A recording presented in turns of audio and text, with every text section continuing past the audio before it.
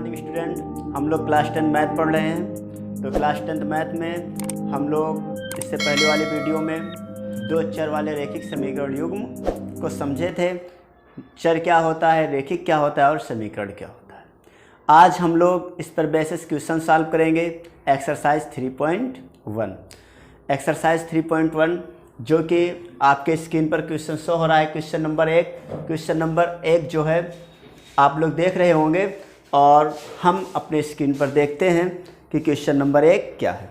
Question number 1 बच्चों कह रहा है इसमें कि आफताब अपनी पुत्री से कहता है, आफताब अपनी पुत्री से कहता है 7 वर्ष पूर्व में तुमसे 7 गुनी आयु का था, अब से 3 वर्ष बाद में तुमसे केवल 3 गुनी आयु का रह जाऊंगा। क्या यह मनोरंजक है? इस स्थिति को बीजगणितीय एवं ग्राफीय रूप में व्यक्त कीजिए। क्वेश्चन बहुत ज़्यादा सिंपल है लेकिन इस क्वेश्चन को हमको बहुत अच्छे से ही समझना है। अब सबसे पहले हम लोग लिखेंगे हल, उसके बाद इसको हम समझाते हैं आप लोगों को।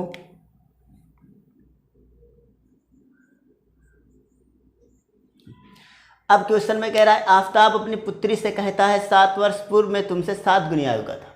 7 वर्ष पूर्व वो अपने पुत्री से 7 गुनी आयु का था। एक बार आप बताइए कि वो वर्तमान में क्या है, आपको क्लियर है? नहीं क्लियर है। तो जब क्लियर नहीं होता है तो आप क्या करते हैं, मान लेते हैं कि वर्तमान में क्या है, नहीं पता है। तो इसलिए हम लोग क्या करेंगे, मान लेंगे। माना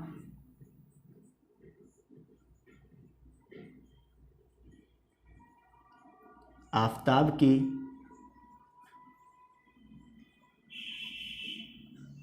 वर्तमान आयु x वर्ष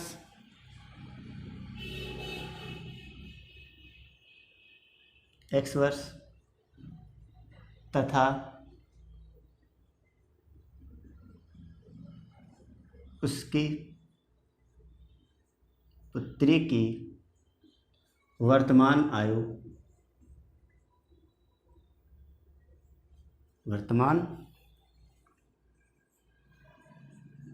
आयु y वर्ष। इतना हुआ। नहीं पता था इसलिए माना आफताब की वर्तमान आयु x वर्ष तथा उसकी पुत्री की आयु y वर्ष है। अब कह रहा है अब से 7 वर्ष बाद, अब कह रहा था 7 वर्ष बाद मतलब 7 वर्ष पूर्व की बात कर रहा है। 7 वर्ष पूर्व अब जब 7 वर्ष पूर्व की बात करेगा इसका मतलब क्या होगा, लेस होगा, घटेगा। क्यों घटेगा? क्योंकि आपसे कह दिया जाए सन 2020 चल रहा है, 3 वर्ष पूर्व तो आप कहाँ जाएंगे, सन 2017 में जाएंगे। 5 वर्ष पूर्व तो कहाँ जाएंगे, आप सन 2015 में जाएंगे। इसलिए यहाँ कह रहा है 7 वर्ष पूर्व। जब 7 वर्ष पूर्व कहेगा तो आप पता है कि लेस होगा, घटाएंगे ही। अब 7 वर्ष पूर्व आफताब की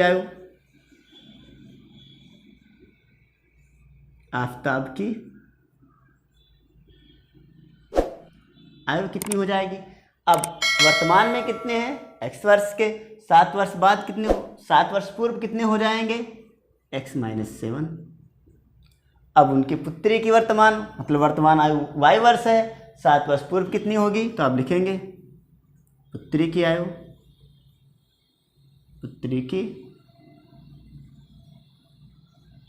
कितनी हो जाएगी, वो भी वर्तमान में y है। 7 वर्ष पूर्व कितनी रही होगी, y-7 रही होगी। अब क्वेश्चन में कह रहा है, वो क्वेश्चन को समझेंगे।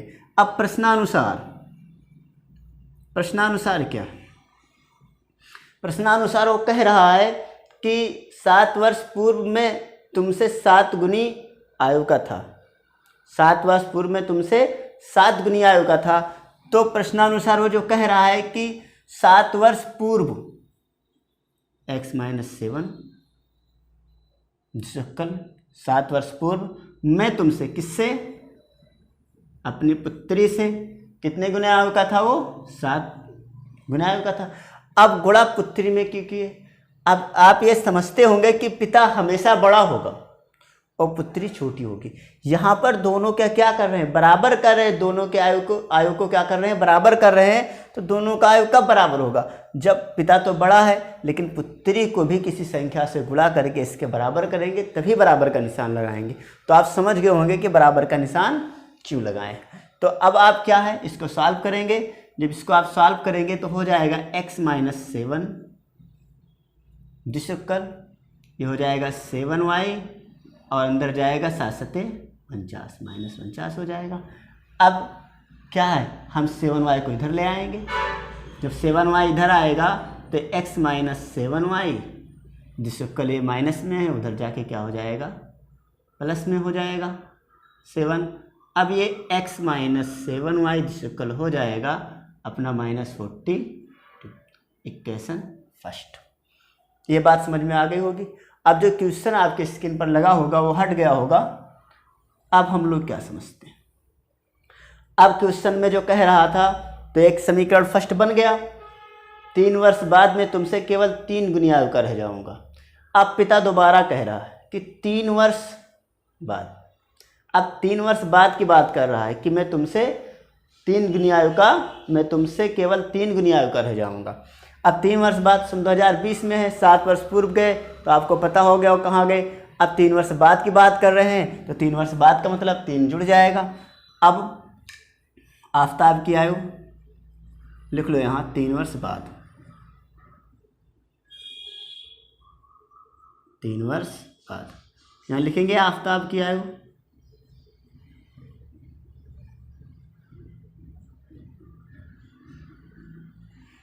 कितनी हो जाएगी, x वर्ष थे वर्तमान में, कितने वर्ष के थे x वर्ष के।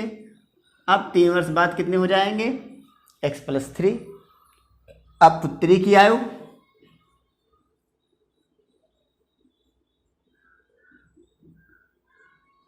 ये y वर्ष की थी, 3 वर्ष बाद कितने हो जाएंगे y + 3 वर्ष के। अब कह रहा है कि मैं तुमसे 3 गुनी आयु का रह जाऊंगा। तो क्या है आप प्रश्नानुसार लिखेंगे यहाँ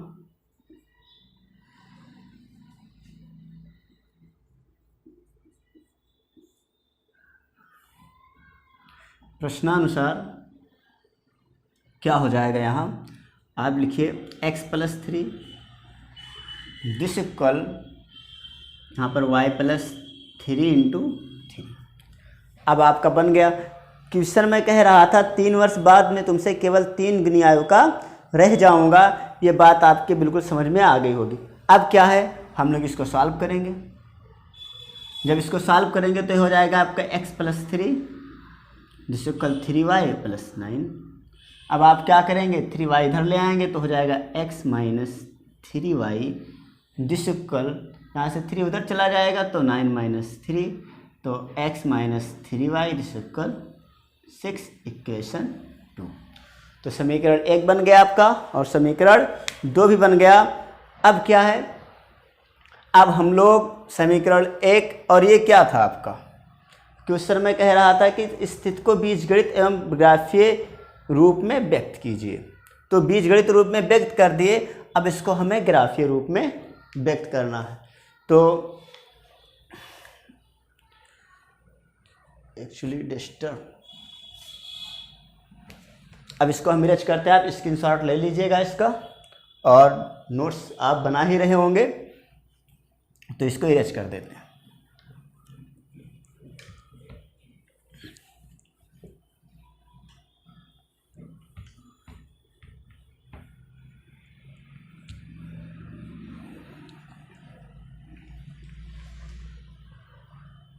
अब आप इसको ऐसे लिख लीजिए। कह रहा था बीजगणित में लिखिए तो आप लिख लीजिए दी समस्या को, दी समस्या का बीजगणित रूप में निम्न है। निम्न रूप में बीजगणित में लिखते थे।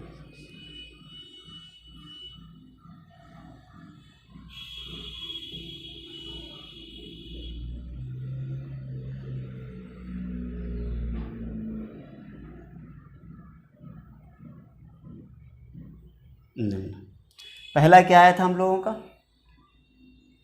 x माइनस 7y दिशक्कल -14 और दूसरा क्या आया था समीकरण 1 था ये, और दूसरा समीकरण था x माइनस 3y दिशक्कल 6। ये था समीकरण 2। तो हम लोग लिख सकते हैं कि दी समस्या बीजगणित रूप में निम्न रूप में लिखा हुआ है। आप समझ गए हैं। अब हम लोग क्या करते हैं, इसको ग्राफ या बीज से हल करने की कोशिश करते हैं।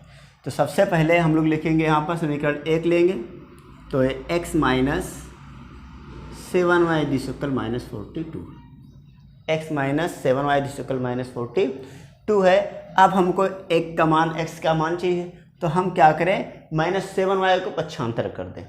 तो पक्षांतर कर दे रहे हैं, फिर हम लिखेंगे x दिशुकल 7y माइनस 42। अब यहाँ पर y का एक ऐसा मान रखो कि x का मान मिल जाए, और y का मान ऐसा रखना है कि मान भिन्न वगैरह में ना आए, बट्टे में ना आए, जिससे सॉल्व करने में कोई प्रॉब्लम ना हो। तो आप ऐसा मान रख दीजिए कि घटाने पर छोटा कोई मान हो जिसे हमें ग्राफ पे दर्शाना है, और अच्छे से ग्राफ पर दर्शा दें।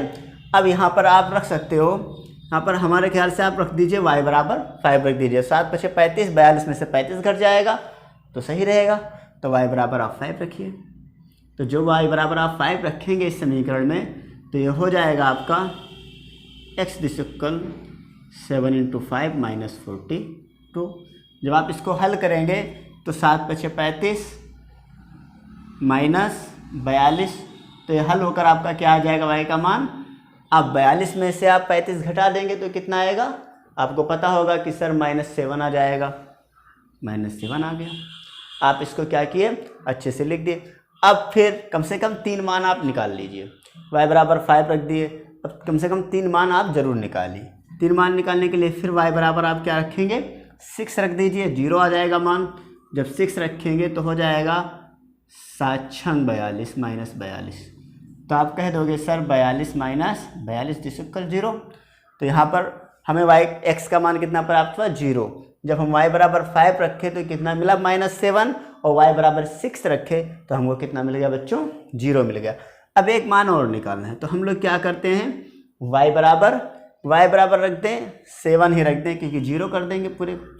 अब y बराबर 7 ही रखो, 7 × 7 = 49, प्लस में पॉजिटिव में मान आ जाएगा। तो x बराबर 7 × 7 माइनस 42, 7 × 7 = 49 माइनस 42 दिशुकल प्लस में आ जाएगा ये 7। अब जो मान आपको मिला है, इधर आप क्या कीजिए, एक आयताकार डब्बा बनाइए आप, उसमें इन मानों को क्या कर दीजिए, रख दीजिए।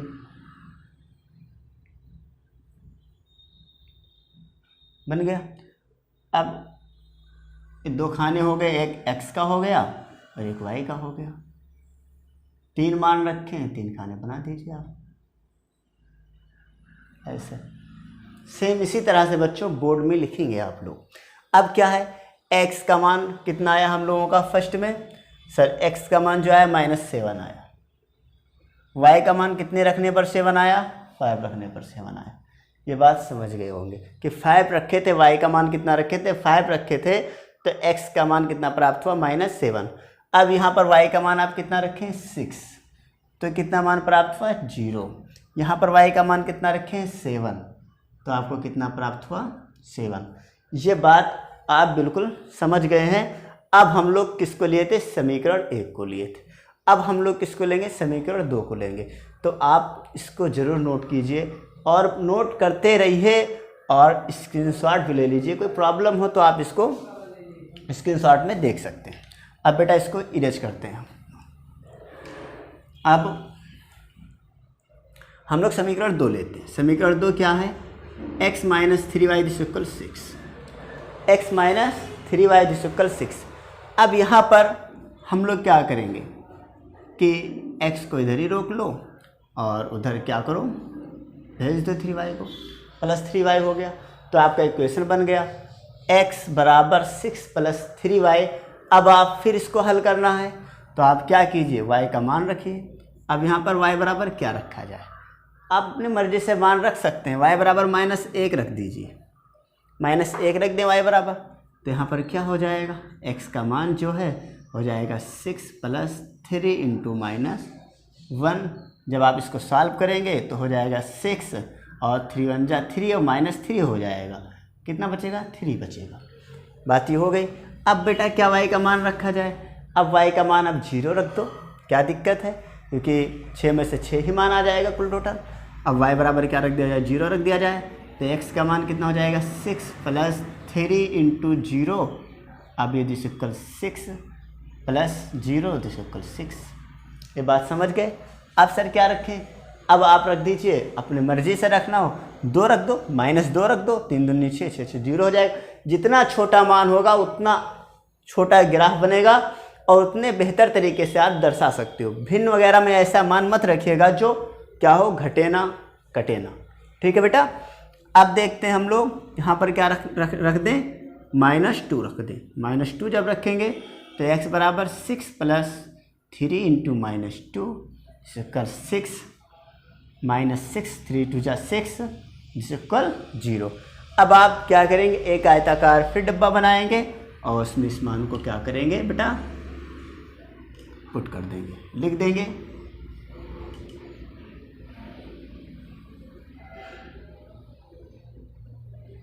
तो अब हम लोग फिर 2 खाना बनाएंगे ऐसे, जो एक x का मान होगा, एक y का मान होगा। ये x का है और ये y का है।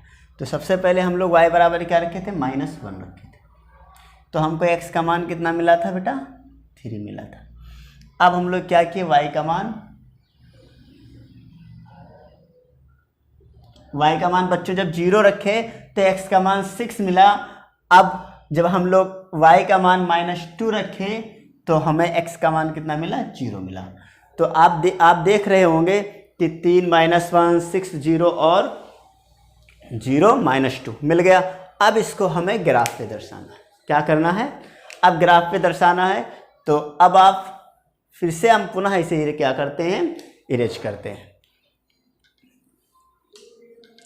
आप लोग वीडियो की क्वालिटी कम से कम 360p पर देखो, जिससे चीज़ें बहुत क्लियर दिखें, और जितनी अच्छी चीज़ें दिखेंगी उतना अच्छा आपको समझ में आएगा।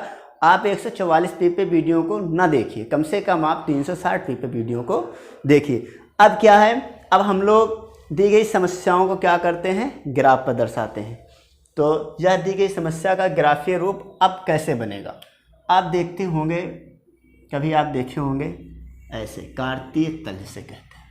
यह आपका क्या हुआ, x डैश हुआ, और ये आपका क्या हुआ, y, ये y डैश हुआ। ये बात समझ गए।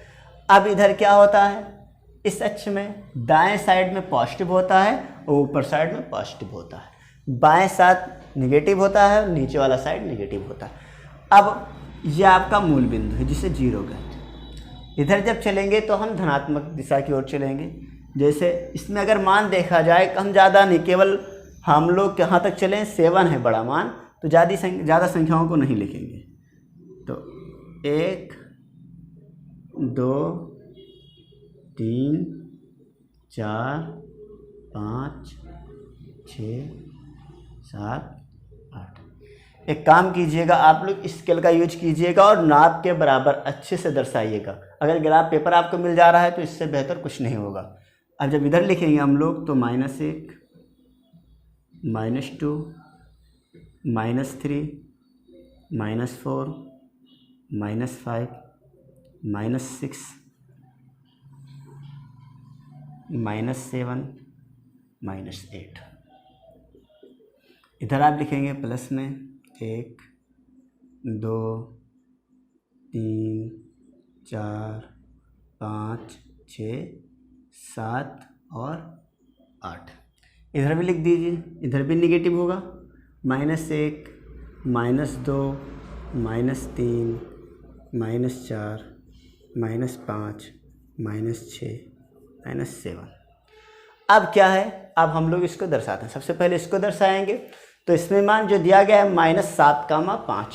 यहाँ पर x अक्ष जो है माइनस में है, निगेटिव में है, तो आप कहेंगे कि बाएं साइड जाएंगे।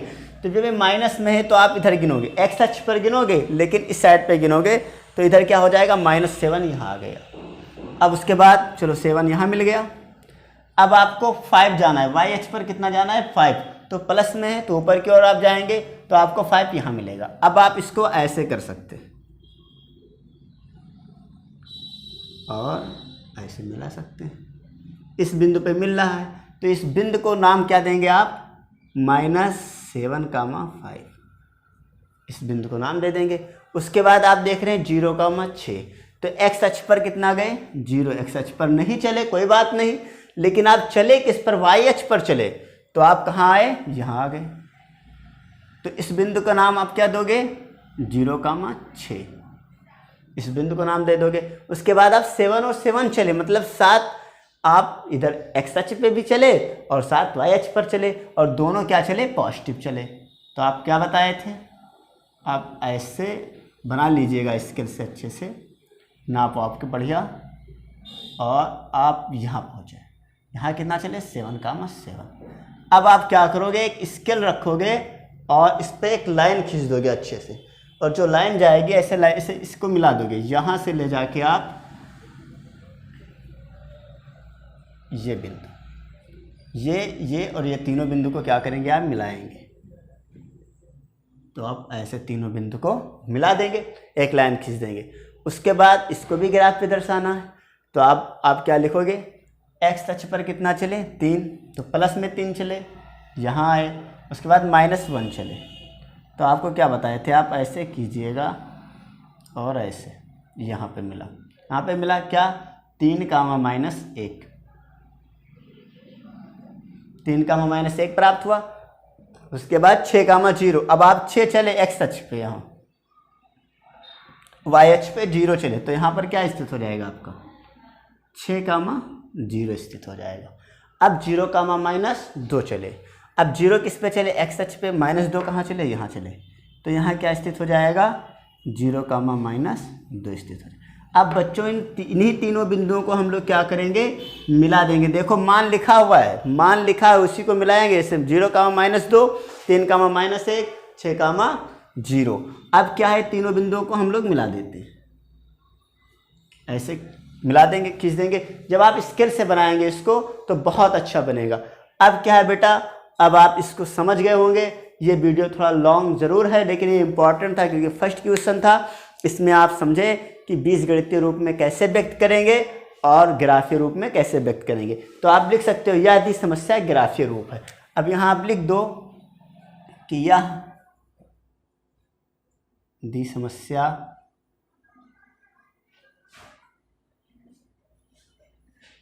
ग्राफीय रूप है। यदि बच्चों ये वीडियो आपको पसंद आई हो तो कम से कम आप अपने दोस्तों के पास शेयर करें और उनसे ये बताएं कि ये निःशुल्क शिक्षाएं दी जा रही हैं यूट्यूब के माध्यम से, तो बच्चे अपनी स्टडी अच्छे से कर सकें, पढ़ाई कर सकें। आप लोग भी इस वीडियो को देखिए, और जो बच्चे अभी सब्सक्राइब नहीं किए हैं तो बच्चे सब्सक्राइब करें और लाइक करें। और जो चीज़ समझ में नहीं आ रही है तो आप कमेंट बॉक्स में लिख सकते हैं और आप बता सकते हैं कि सर क्या प्रॉब्लम है, क्या समस्या है, और सभी समस्याओं को हम लोग कोशिश करेंगे कि सॉल्व किया जाए।